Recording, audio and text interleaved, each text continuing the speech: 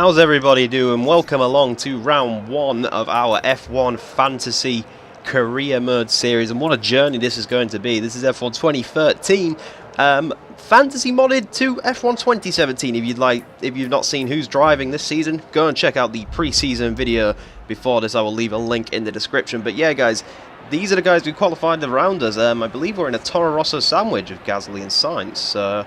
This is going to be quite an interesting one, and it's raining, so rain always throws up interesting races at Suzuka, so it'll be interesting to see what it does at a round one race at Suzuka. So let's go and see how the grid looks.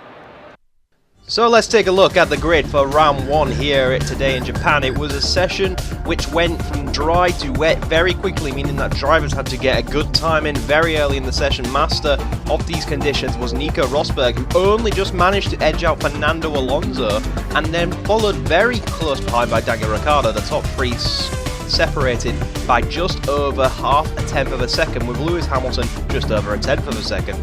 After that, Max Verstappen comes home in fifth, ahead of Sebastian Vettel and Kimi Raikkonen, who seem to be having struggling issues with the Ferrari. Ferrari not looking great in qualifying early season.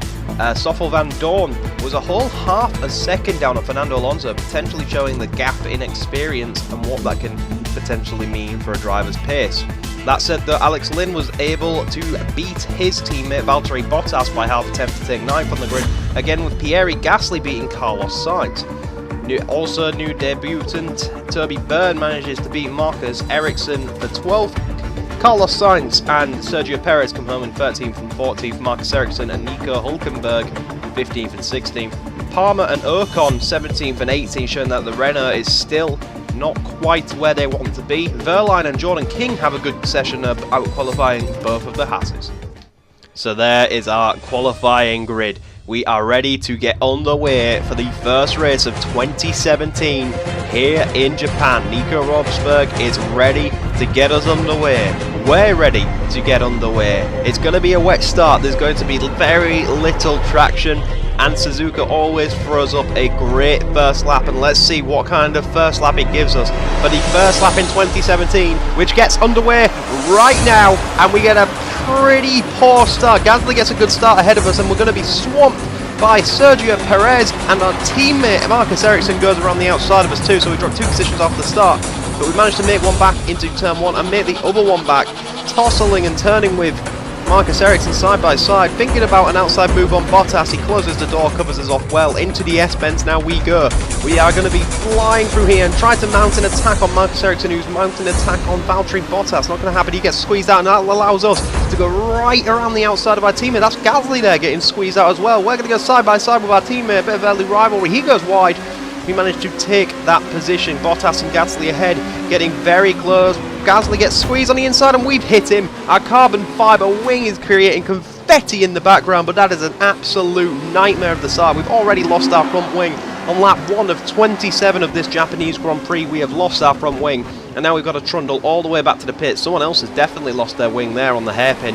As you can see there, look white, potentially the Williams ahead of us, maybe Bottas himself. But here we come towards the end of the lap, trying to get there as much speed as we can. We go wide, Ocon goes to the outside. Hülkenberg, I think that is. No, it's Perez tries to follow him through, but we managed to squeeze back past him. Alex Lynn ahead there getting squeezed out. He's going to come into the pit, so maybe it was Alex Lynn who lost his wing as well. So me and Alex Lynn both casualties on this first lap. Luckily no DNFs though, so we can come into the pits, get a new wing, and try to see what we can do about the situation. The Tetra Pak Sauber boys get to work on replacing that front wing, a new set of intermediates, and we are released from the box in 5.6 seconds, and we are right up behind Alex Lynn, so I think we actually got a better stop than the Williams boys. So we're now going to come out, it's just Alex Lynn and myself, and Alexander Rossi actually in the pits as well, so he was a casualty obviously at the back of the field as well, so bad fortunes for him. But we're catching Alex Lynn. As you saw, we managed to gain on him quite a lot through the S-bends. Our car seems to be better in terms of wet weather pace, or maybe just turning ability, but we're not sure. But we're right behind Alex Lynn, and we get a snap oversteer. So all that gaining through the S-bends is left for dead, because that Williams seems to have superior traction. I tried to match, his exit with ours, and the car just steps out and does not allow us to do that. Later on lap 4, go through 130. You can see quite a train, and that's Marcus Ericsson going slow on the minimap, so he's probably been squeezed out 130R. And what a train this is coming out of the chicane.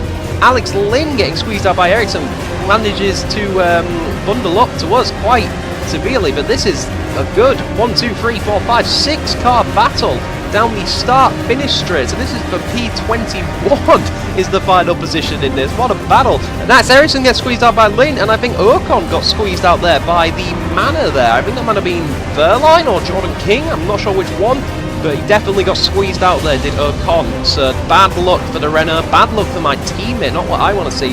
Alex Lynn goes wide, and we're now actually going to try and go around his outside. And is he going to allow us to do that? We're going to bang wheels. He's going to go wide, touches the gravel. We do get a warning from the stewards. It was a bit aggressive, but the stewards deemed it not bad enough to give us a penalty. So we've got to look past that and learn from it. It was Jordan King then who pushed Ocon out wide. He may have got a warning for that as well. So now we're right up behind these guys, and these guys break so early. We managed to dive from them both. That was mainly an accidental move. I think Jordan King had to brake early due to Grosjean going so slow, and we just took both of them in one foul swoop. So that was pretty dramatic on their behalf. A bit of a mistake by both the boys there, but we're up to P16.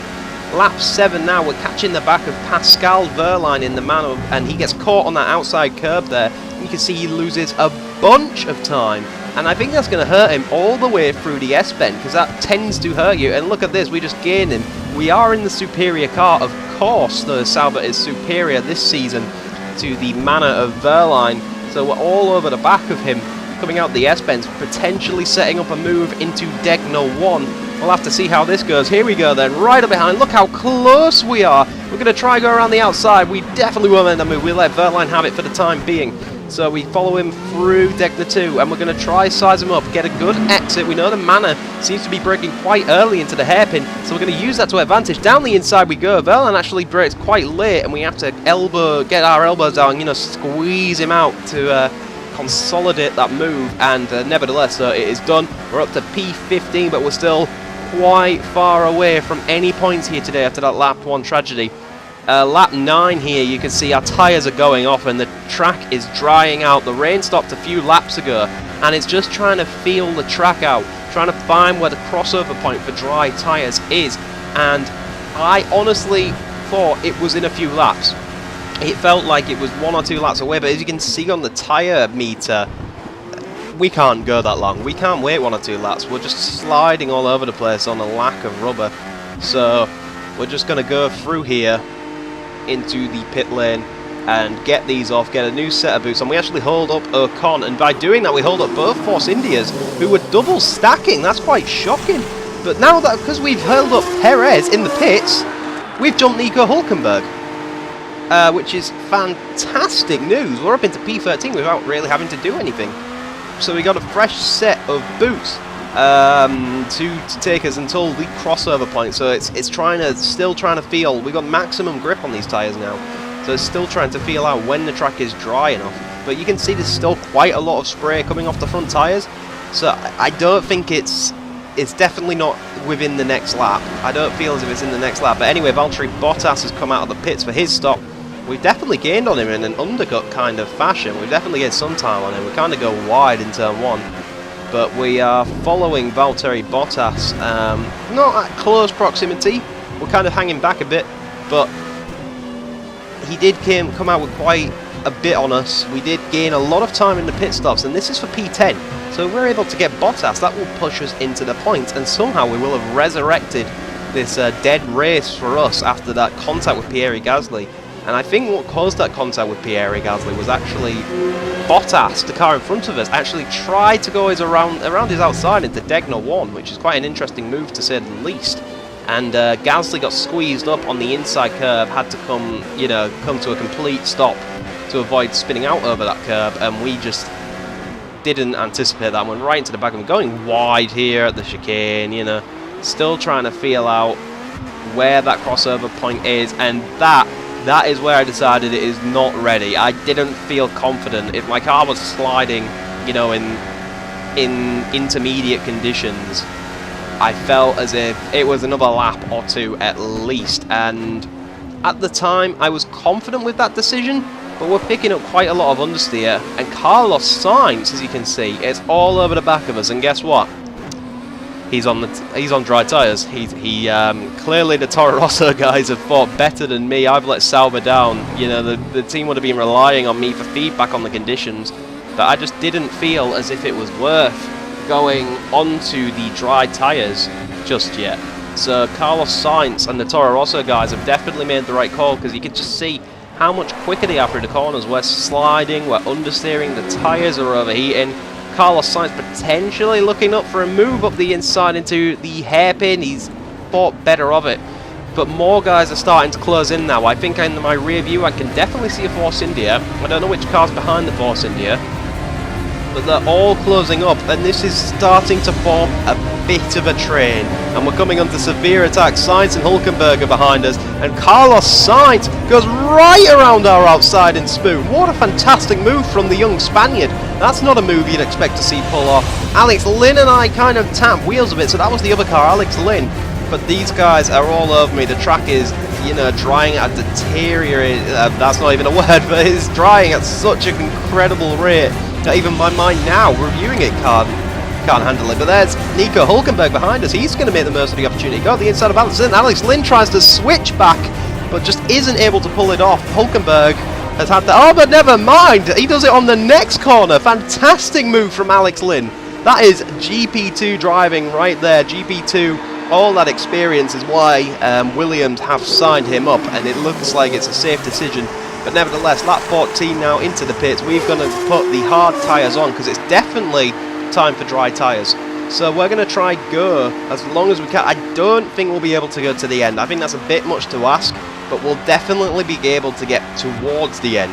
And I think if we keep this strategy that I've opted to try and resurrect my poor start, you know, my crash and my really bad, terrible strategy call, I think if this can get us to the end, we can put on a set of options towards the end, have a quick splash and dash effectively, and just go full qualifying laps to the end. And I think we might be able to pick up a few positions. But here we are, lap 18. It's taken us a while to catch anyone, really. Lap 18, coming into the chicane. There's a few cars starting to make their stops now. So these guys who were on the options are coming into the pits, including our teammate Marcus Ericsson. We're going to go from P16 to 15 to 14 to 13 and finally to 11. So we're just one position away from a points playing place today, but unfortunately it's Sebastian Vettel, which is surprising. Sebastian Vettel is so far down, and Ferrari are having some serious woes on the first race of the season. But lap 22, it is time for that splash and dash. I'll have to look into what's going on with Ferrari, because that is not like them. Vettel will be screaming his head off. Honestly, Maurizio, fuck off, I think will be the preferred term. But Carlos Sainz has got past us, and it's time for our splash and dash. So we've got 5 cars to pass in order to get a single point here. I think if we are able to get a single point and pass 5 cars in 5 laps, I think that will be a good salvage. But it's a very tall order, and I'm not sure if we're going to be able to do it. But nevertheless, lap 23 now. We're coming on to the back of Carlos Sainz into turn 1, and there's 2 cars off at turn 1. Can you see 2 cars off at turn 1? That is a Williams, and that's Nico Hülkenberg. I think that's Valtteri Bottas in the wall.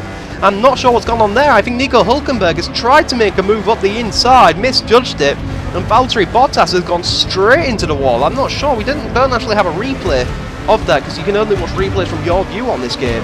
But something happened there to Valtteri Bottas, and he's in the wall, and I don't know if he got moving again. That's potentially a DNF. We are down to 18 drivers, so we have 4 retirements this race. We'll have to see if those are at the end of the race. But Valtteri Bottas in the wall and potentially out. Now we're up on the back of Carlos Sainz. We're going to go wide and try to get the switch back. Not going to happen on that occasion, but it's given us one hell of a run Now we're going to be right up behind him, and we're going to try and make a move in the kink. He's going to squeeze us right up on the curve. Sparks flying all the way, and we're going to dart across him just before Spoon to make sure he can't hold the inside. That is job done for the time being, but Carlos Sainz now will have to run all the way up to 130R, and we'll have to see if he can do anything with it, as the Toro Rosso got enough engine in that Ferrari. It's not even a Ferrari, ours is the Ferrari, so it's Ferrari v Renault, very early 2017 drag battle into a 130R. Look how close he is. He got a face full of sparks. He's going to think about a move on the inside, but we're going to outbrake Carlos Sainz.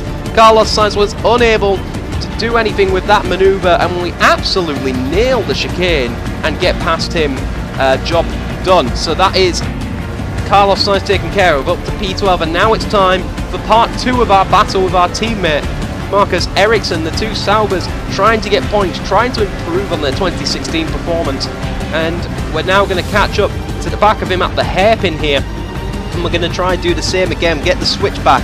Doesn't get the switchback immediately, but it gives us that drive, it gives us that amazing drive to get right up behind him and go for only kink, just like we did with Carlos Sainz. Marcus Ericsson gives us a bit more room, more respect between teammates, but we both get through safe and sound. We haven't really cost any of us any time, so we've perfected that move, synchronized swimming, if you like, without the team orders between the two Sauber boys. So enormous respect between me and Marcus this stage in the season. We'll have to see if that deteriorates, and as you can see, coming across the line, we set the fastest lap of the Grand Prix, and there's 2 more cars off in the same area. Can we see who that is? It's a Haas, so it's a back marker that's gone off. I think that's Alexander Rossi has gone off, and I thought, could that be Lin? That can't be Lin. That's way too good. That's too good. If that's Lin, that is too perfect. That's got to be another back marker that has just collided. And then I got closer and I saw that the car was actually white, like the Williams. So there it is. I got excited. Up into Rich we go. And then there's the confirmation. Look, 2.3 seconds. That is Alex Lin then, who's had an incident with Alexander Rossi. A blue flag situation, funnily enough, into turn 1. I'm not sure what's gone on there, but Alexander Rossi has gone into the wall. The two these guys were driving in GP2, I think, this time last year.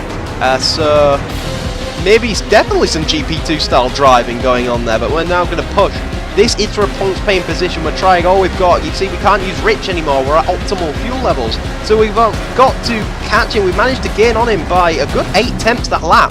So something is wrong with Alex Lin. Maybe he's got some front wing damage. And also compare that, we went splash and dash.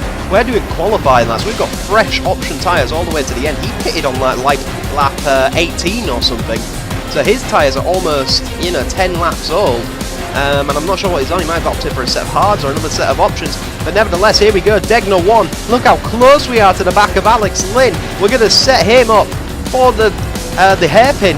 And I think we're just a little bit too far back, are we? And here goes the dive bomb. And we just go wide, and he gets to switch back on us, similar to how he did to Nico Hülkenberg in the chicane. So he's got us on that occasion. Alex Lin lives for another day and keeps his single point. But we're now going to try. We can't do what we did to Sainz, and Marcus Ericsson is too far ahead. So it's pivotal. We get a good exit through Spoon. Here we go through Spoon, and now we got to get his slipstream all the way up to 130R. Here we are in his slipstream all the way. Can we gain? We got no ERS left to help us on the way. This is all Mercedes versus Ferrari engine power. Through we go, 130R. We're gaining on him all the way. We're going to dive down his inside. He tries to outbrake us, but in doing that, he's gone wide, and we go right around the outside of Alex Lin on the final corner of the final lap. What a move! And that is phenomenal. We get a points paying position after all of that. That is bloody spectacular. What a resurrection. I think we salvaged that bloody damn well. What a start to the season.